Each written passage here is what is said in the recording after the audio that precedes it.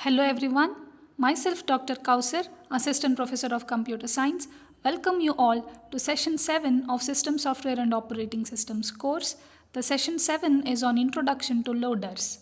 In the previous sessions we have learnt about assemblers, the pass 1 and pass 2 of assemblers and the various tasks that are performed by the pass 1 and pass 2 of assemblers. So before we begin with the introduction to loaders, let us see how exactly these loaders came into existence. So once the assembler produces an object program, that program must be placed into memory and then executed.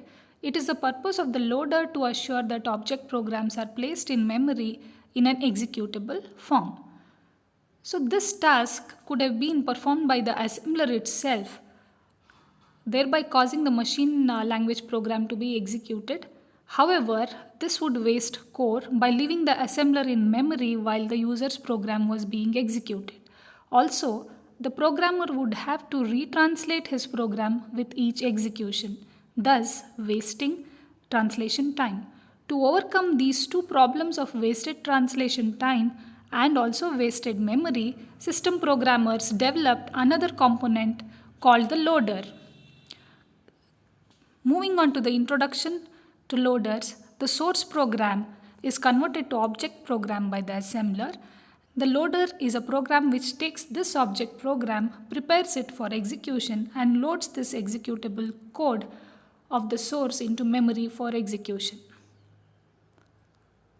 To formally define loaders, loader is utility program which takes object code as input, prepares it for execution and then loads the executable code into the memory.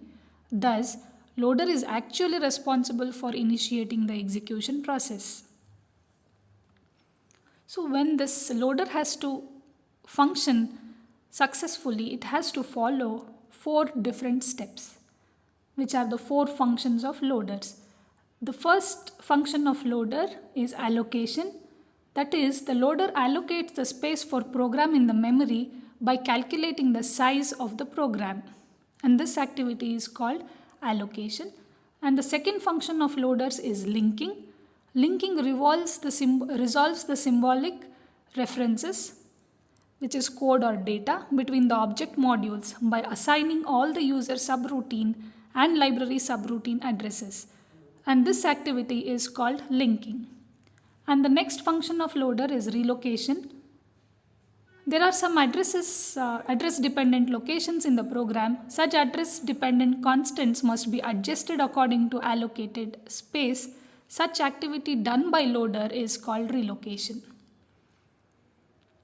Finally, the last function of loaders is to perform the actual process of loading. Finally, the loader places all the machine instructions and data of corresponding programs and subroutines into the memory. Thus, program now becomes ready for execution. This activity is called loading. Figure 7.1 below depicts the general loading scheme. Here you can see the subroutines A and B, which are loaded by the loader into the memory and then it becomes ready for execution.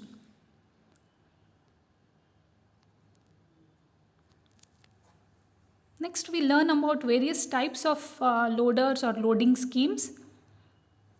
So these various loading schemes are available depending on their functioning. The first type is the compile and go loader, or it is also called the assemble and go loader.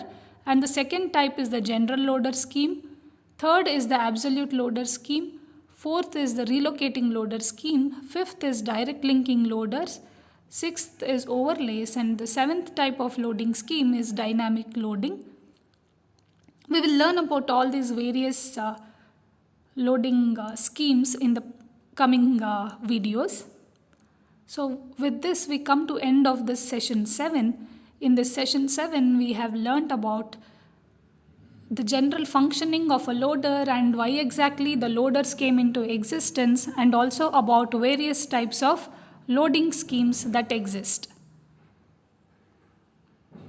Thank you everyone for your patient listening.